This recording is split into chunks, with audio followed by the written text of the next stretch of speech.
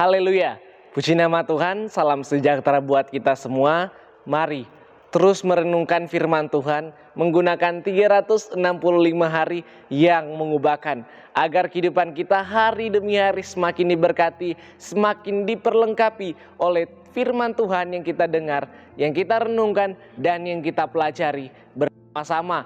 Rise up, bangkit, bergerak, berdampak. Puji nama Tuhan, mari saya mengajak untuk kita semua kembali belajar dan merenungkan kebenaran firman Tuhan bersama-sama dengan tema kita pada saat ini, gelap gulita. Mari kita baca di dalam Keluaran 10 ayat 21. Saya akan membacakannya untuk kita semua dan Bapak Ibu Saudara dapat memperhatikannya. Keluaran 10 ayat 21 berkata, "Berfirmanlah Tuhan kepada Musa, ulurkanlah tanganmu ke langit supaya datang gelap meliputi tanah Mesir, sehingga orang dapat meraba gelap itu." Puji nama Tuhan. Sebelum kita masuk kepada pembahasan, kita akan sama-sama merenungkan kebenaran firman Tuhan menggunakan OIA. Ada observasi, interpretasi, dan aplikasi. Di dalam observasi tentunya kitab Keluaran ini ditulis oleh Musa. Dan kitab Keluaran ini juga adalah salah satu kitab Taurat. Nah, di dalam catatan Keluaran pasal 10 ini, khususnya perikop yang kedua, kita dapat melihat tokoh-tokoh yang terlibat.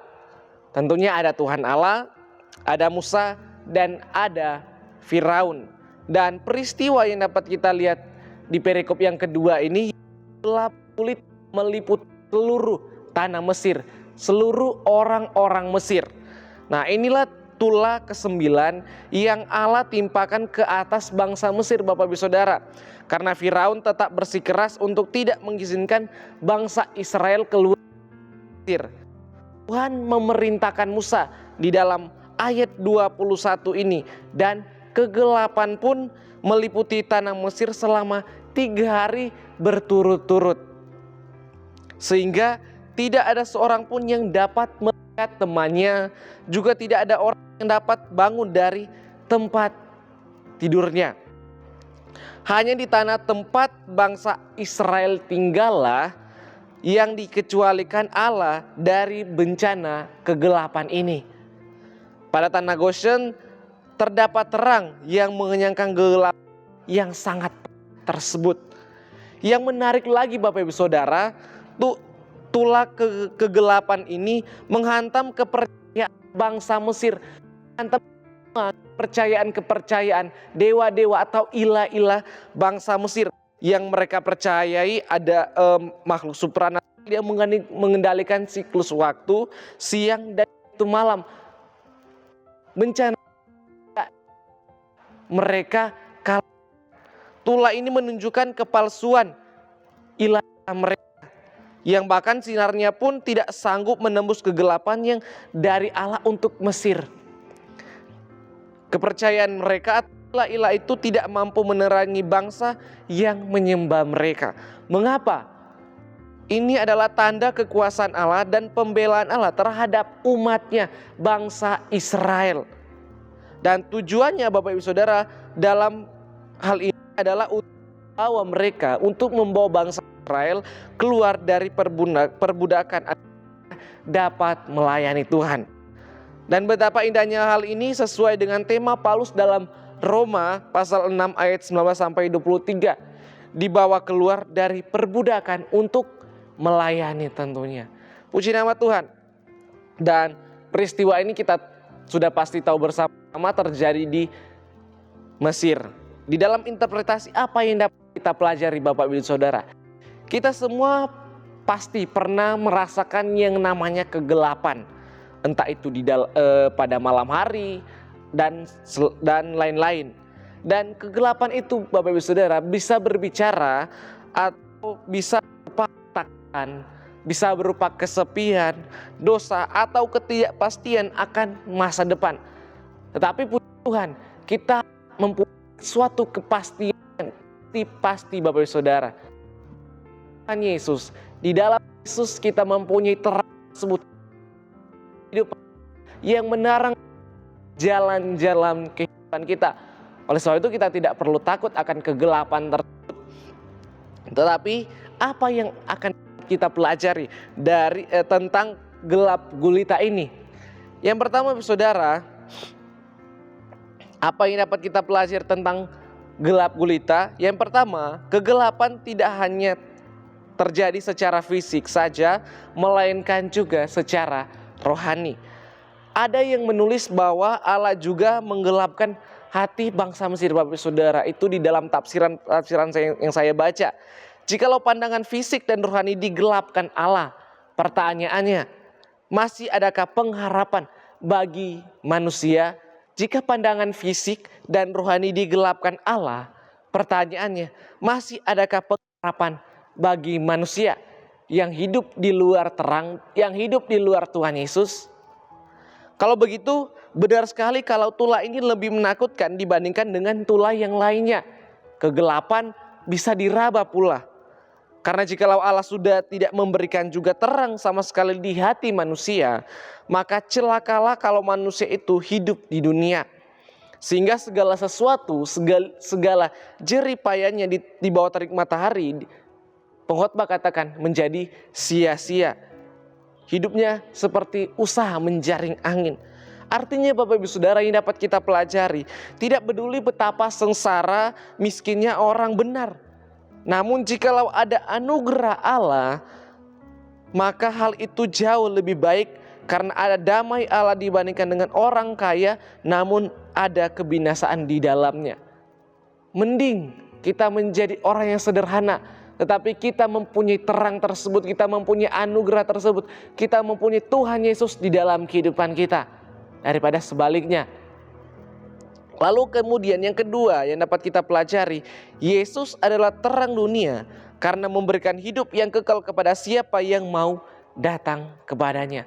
Kita bersyukur Bapak Ibu Saudara, karena kita mempunyai kepercayaan di dalam Tuhan Yesus yang memberikan hidup yang kekal, karena Ia adalah terang tersebut.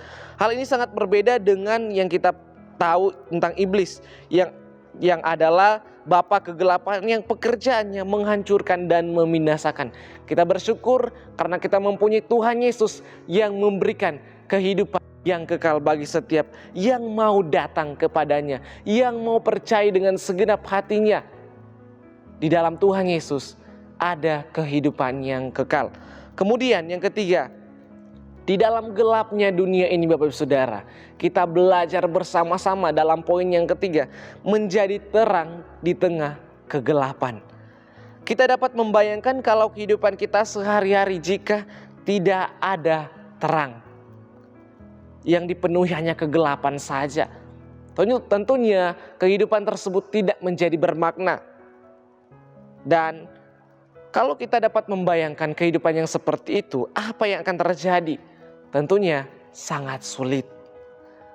Tetapi kita bersyukur di dalam nama Tuhan Yesus, atau di dalam Tuhan Yesus sajalah ada terang yang akan menuntun hidup manusia, yang akan menuntun setiap kehidupan kita orang-orang yang percaya kepadanya. Menuntun kita dalam gelapnya dunia. Dia akan terus membimbing kita, ini jalan yang baik, ini jalan yang benar, untuk kita sama-sama jalan di jalan tersebut, menuju kehidupan yang kekal, menuju kehidupan yang penuh dengan damai daripada Allah. Puji nama Tuhan. Oleh sebab itu Bapak Ibu Saudara, mari kita semua kita belajar untuk menjadi terang yang sesungguhnya di tengah gelapnya dunia ini, untuk juga kita dapat melenyapkan perbuatan-perbuatan kegelapan, dan kita mulai dari diri kita sendiri terlebih dahulu, supaya kita mengubah cara hidup kita, cara berpikir kita, cara kita meresponi, dan cara kita bertindak, supaya kita dapat melakukan perbuatan-perbuatan yang seturut dengan kebenaran firman Tuhan. Dan kemudian kita dapat menawarkan kehidupan Kristus kepada orang yang belum percaya, supaya mereka juga memperoleh kehidupan yang kekal yang Tuhan Yesus sediakan bagi setiap manusia yang mau datang dan percaya kepadanya. Dan kita belajar untuk berbuah juga di dalam terangnya Kristus, dan buah-buah kebenaran akan sangat nyata, dan itu sangat berlawan dengan buah kejahatan. Oleh sebab itu mari berbuah di dalam kebenaran. Karena kita telah percaya kepada Kristus, mau berjalan di dalam terang, mari kita sama-sama berbuah di dalam kebenaran. Apa buah itu? Iya, di dalam Galatia 5 ayat 22 sampai 23 ada kasih, sukacita, damai sejahtera, kesabaran, kemurahan, kebaikan, kesetiaan, kelemah lembutan, dan penguasaan diri. Itu adalah buah-buah kebenaran Bapak Ibu Saudara, untuk kita hasilkan di dalam kehidupan kita pribadi lepas pribadi. Dan biarlah kehidupan kita terus berjalan di dalam terangnya Tuhan, berbuah di dalam kebenaran, dan terus percaya, terus berharap, dan terus andalkan Tuhan di dalam kehidupan kita. Di dalam dunia yang penuh dengan gelap ini, kita mau belajar untuk terus berjalan di dalam terangnya Kristus. Amin. Puji nama Tuhan. Kiranya firman Tuhan ini dapat menjadi berkat, kekuatan, dan bekal bagi setiap kehidupan kita. Terima kasih telah mengikuti renungan 79 yang mengubahkan.